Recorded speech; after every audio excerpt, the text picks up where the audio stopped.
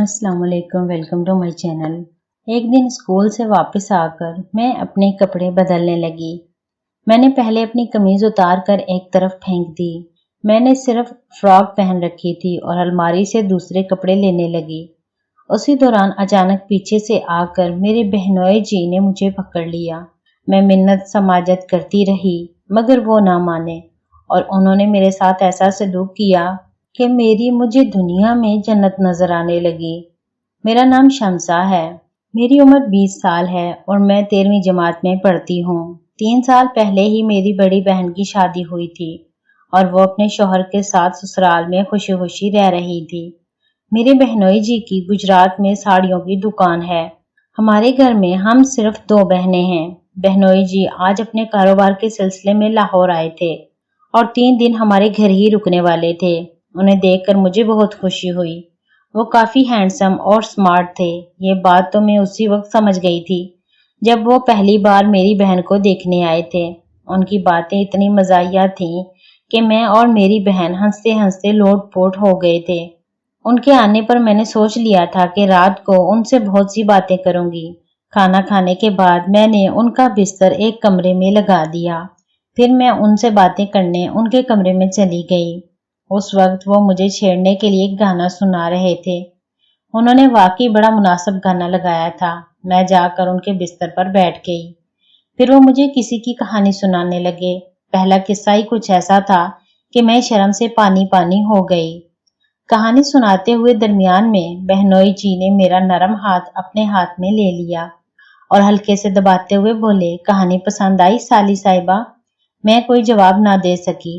अपना हाथ छुड़ाकर मैं बिस्तर से उठ गई और बहाना बनाया, मुझे नींद आ रही है। उन्होंने फौरन मेरी कलाई पकड़ ली और एक झटके से मुझे अपनी तरफ खींच लिया। फिर बगैर कोई मौका गंवाए उन्होंने मुझे चूम लिया। मेरे पूरे जिस्म में जैसे बिजली सी दौड़ गई। शर्म और घबराहट की वजह से मैं खुद को बहनोई जी से दूर करने की कोशिश करने लगी। मैं घबरा कर उनसे दूर हुई और भागकर अपने कमरे में चली गई। बहनोई जी की सरकत पर मैं हैरान और सहम सी गई थी। मेरा दिल जोर जोर से धड़क रहा था और मेरे हाथ पांव कांपने लगे थे जैसे मैं बर्फ के ठंडे पानी से नहा कर आई हूँ। उस रात मुझे बिल्कुल नींद नहीं आई। मैं पूरी रात करवटें बदलती रही। अगली सुबह मैं स्कूल चली गई। मेरा सामना बहनोई जी से नहीं हुआ और ना ही उन्होंने मुझसे बात करने की कोशिश की। दोपहर को जब मैं स्कूल से वापस आई तो अम्मी घर पर नहीं थीं। मुझे याद आया कि आज महीने की 4 तारीख थी। अब्बू को 1 तारीख को तनख्वाह मिलती थी और उसी दिन अम्मी अब्बू के साथ फैक्ट्री चली जाती थी। फिर दोनों मिलकर बाजार से घर का सामान खरीदते थे। घर में मुकम्मल खामोशी थी और बहनोई जी भी उस वक्त बाहर गए हुए थे। मैंने घर का दरवाजा अंदर से बंद किया और अपनी स्कूल की ड्रेस उतारने लगी ताकि अगले दिन दोबारा पहन सकूं। अचानक किसी ने पीछे से आकर मुझे जोर से पकड़ लिया। खौफ के मारे मेरे मुंह से चीख निकल गई, लेकिन फौरन ही मेरे मुंह पर हाथ रख दिया गया और मेरी आवाज वहीं दबकर रह गई। मुझे पकड़ने वाला मेरे कान के करीब आहिस्ता से बोला, चीखना मत साली साहिबा, मैं तुम्हारा बहनोई हूँ।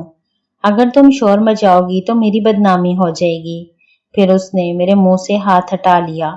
छोड़ दीजिए, ये गलत बात है बहनोई जी, मैं कांपती हुई आवाज में बोली। बहनोई जी ने कहा, मैं तो उस दिन से तुम्हारे लिए बेकरार हूँ जब मैंने पहली बार तुम्हें देखा था। तुम्हारी बहन माजदा से काम का बहाना बनाकर मैं यहाँ सिर्फ तुम्हारे लिए आया हूँ। मेरी सांसें तेज होने लगी और मेरा चेहरा शर्म से सुर्ख हो गया। मुझे बहुत झिझक महसूस हो रही थी और मेरे हाथ पांव कांपने लगे थे। हम दोनों की सांसें तेज चल रही थीं। बहनोई जी कहने लगे, मैं जानता हूँ कि तुम भी मुझसे मोहब्बत करती हो और उसमें तुम्हारी भी रजा शामिल है। ये कहते हुए उन्होंने मुझे अपनी तरफ खींच लिया और अपनी बाहों में भर लिया। मुझे समझ नहीं आ रहा था कि मैं इतनी शर्मा क्यों रही हूँ और दिल में ये ख्याल भी आ रहा था कि मैं अपनी बहन माजदा के साथ ऐसा कैसे कर सकती हूँ। लेकिन फिर मैंने सोचा कि मोहब्बत करना कोई गुनाह तो नहीं। अगर बहनोई जी मुझसे मोहब्बत करते हैं तो इसमें मेरी क्या गलती है। बस यही सोचकर मैं भी बहनोई जी से लिपट गई। फिर हम दोनों एक दूसरे के करीब आ गए। مجھے ایسا محسوس ہو رہا تھا جیسے میری ساری خواہشیں پوری ہو گئی ہوں۔ بہنوئی جی کے چہرے پر بھی ایک عجیب سی خوشی نظر آ رہی تھی، جس سے صاف ظاہر ہو رہا تھا کہ وہ ہمارے اس تعلق سے بہت خوش ہیں۔ میں بھی ان کی محبت میں ڈوب چکی تھی، مگر دل میں یہ خوف بھی تھا کہ اگر بہن ماجدہ کو اس بارے میں پتہ چل گیا تو نہ جانے کیا ہوگا۔ پھر میں نے خود کو سمجھایا کہ جو ہوگا دیکھا جائے گا، اب ہم اپنے جذبات کو اس طرح دبا نہیں سکتے تھے۔ اسی سوچ میں رات گزر گئی اور صبح ہو گئی۔ اگلی صبح میرے چہرے پر ایک الگ ہی چمک تھی۔ میں اس رات کے بعد اندر ہی اندر بدلنے لگی تھی۔ بہنوئی جی کے ساتھ گزارا ہر لمحہ میرے دل میں ایک عجیب سی کشمکش چھوڑ جاتا۔ ایک طرف ان کی محبت بھری باتیں تھیں، ان کا خیال رکھنا تھا، اور دوسری طرف میری اپنی بہن کا چہرہ تھا جو ہر وقت میری آنکھوں کے سامنے آ جاتا۔ جب بھی بہن ماجدہ فون پر بہنوئی جی سے ہنستے ہوئے بات کرتی، میرا دل جیسے کسی بوجھ تلے دب جاتا۔ مجھے محسوس ہونے لگا تھا کہ میں ایک ایسے راستے پر چل پڑی ہوں جہاں وقتی خوشی تو ہے مگر سکون نہیں۔ ایک شام بہنوئی جی دوبارہ ہمارے گھر آئے ہوئے تھے۔ امی اور ابو کسی رشتہ دار کے ہاں گئے ہوئے تھے۔ میں صحن میں بیٹھی خاموشی سے چائے پی رہی تھی۔ بہنوئی جی میرے پاس آ کر بیٹھ گئے۔ شمسا، تم آج کل بہت خاموش رہنے لگی ہو۔ میں نے نظریں جھکا لیں۔ کچھ نہیں، بس طبیعت ٹھیک نہیں۔ وہ میرا ہاتھ پکڑتے ہوئے بولے، مجھ سے نظریں کیوں چرا رہی ہو؟ کیا اب مجھ سے محبت نہیں رہی؟ میں نے فوراً اپنا ہاتھ کھینچ لیا۔ پہلی بار میرے لہجے میں سختی تھی۔ یہ محبت نہیں ہے بہنوئی جی، شاید ہم دونوں غلطی کر بیٹھے ہیں۔ وہ چونک گئے۔ غلطی؟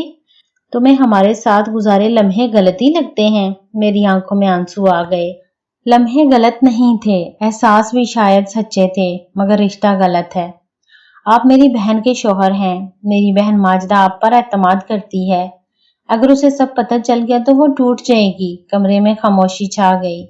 پہلی بار بہنوئی جی کے چہرے پر بھی سنجیدگی نظر آئی۔ میں دھیرے سے بولی، کچھ رشتے بہت مقدس ہوتے ہیں، اگر ان میں خواہشیں شامل ہو جائیں تو سب کچھ بکھر جاتا ہے۔ بہنوئی جی نے گہرا سانس لیا اور دیوار کی طرف دیکھنے لگے۔ میں نے کبھی سوچا نہیں تھا کہ بات یہاں تک پہنچ جائے گی۔ شاید میں جذبات میں بہہ گیا تھا۔ میں نے نم آنکھوں سے کہا، اور میں بھی کمزور پڑ گئی تھی، مگر ابھی بھی وقت ہے، ہم اپنی غلطی کو یہیں روک سکتے ہیں۔ وہ کافی دیر خاموش بیٹھے رہے، پھر آہستہ سے بولے، تم ٹھیک کہہ رہی ہو شمسا، محبت اگر کسی اپنے کا دل توڑ دے تو وہ محبت نہیں رہتی، خود غرضی بن جاتی ہے۔ اس دن پہلی بار مجھے اپنے دل پر قابو پانے کی طاقت محسوس ہوئی۔ اس کے بعد بہنوئی جی کا رویہ بدل گیا۔ وہ پہلے کی طرح ہنسی مذاق ضرور کرتے، مگر اب ہمارے درمیان ایک حد قائم ہو چکی تھی۔ میں نے بھی خود کو پڑھائی میں مصروف کر لیا۔ کچھ مہینوں بعد میری بہن ماں بننے والی تھی۔ جب میں نے بہنوئی جی کو اپنی بہن کا خیال رکھتے دیکھا تو میرے دل میں ان کے لیے احترام پہلے سے بڑھ گیا۔ شاید وہ بھی اپنی غلطی سمجھ چکے تھے۔ ایک دن بہن ماجدہ نے ہنستے ہوئے مجھ سے کہا، شمسا، تم جانتی ہو تمہارے بہنوئی کہتے ہیں کہ تم بہت سمجھدار ہو گئی ہو۔ میں صرف مسکرا دی، کیونکہ اب میں واقعی پہلے جیسی نہیں رہی تھی۔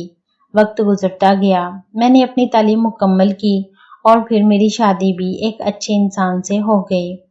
رخصتی کے وقت بہنوئی جی نے صرف اتنا کہا، ہمیشہ خوش رہنا اور کبھی اپنے دل کو غلط راستے پر مت جانے دینا۔ میں نے سر ہلا دیا۔